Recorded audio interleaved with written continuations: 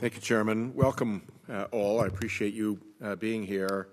It sounds like, Chairman Svinicki, from your opening statement that the NRC is already preparing for having an expanded role consistent with pieces of legislation that are working their way through or have worked their way through the Senate.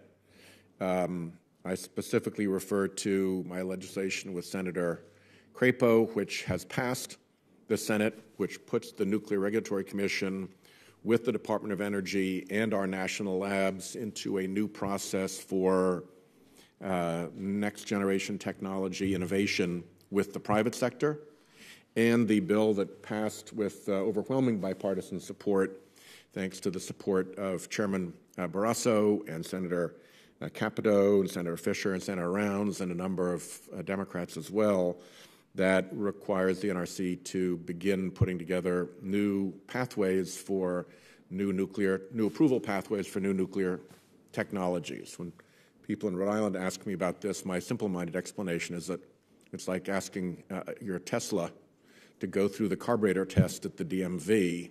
It doesn't have one. It's a different technology. You need to come up with different tests.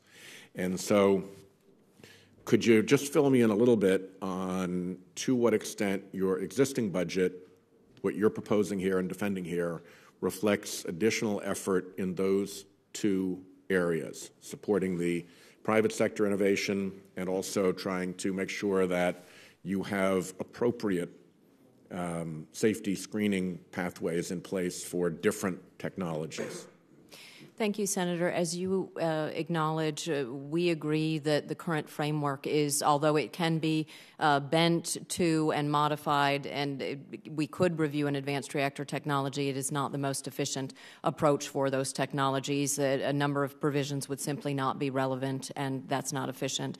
So the fiscal year 19 budget contemplates, based on input from advanced reactor developers, that fiscal 19 is the earliest at which we might see an official submittal of an advanced reactor design for review. So there is money requested in the budget on what we call the fee base, meaning part of the fee recoverable work that we do for potential engagement with one or maybe two advanced reactor developers. That's a very fluid situation, as you know, so they will only submit if they are prepared. But that would be a very concrete licensing review that would begin. So there is something genuinely new in the fiscal 19 budget.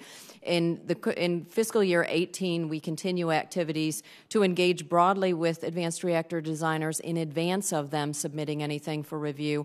The Congress has provided to us off-fee-based funding, meaning that we're able to do generic engagement with the advanced reactor community on how the licensing process can best meet their technology development schedules, and we can do that without having to send them an invoice every time that they talk to us. So I think what that's done is created a regulatory efficiency that these developers don't have an obstacle to coming in and getting a regulatory reaction to aspects of their design. So I appreciate that Congress has supported that activity. So we see the activity growing in terms of breadth, but also growing in terms of depth in fiscal year 19 and beyond. And those efforts are reflected in your budget request? They are, yes. Could you give us a quick update on where the pre-licensing conversations are with NuScale and Oklo, I think are the companies you have?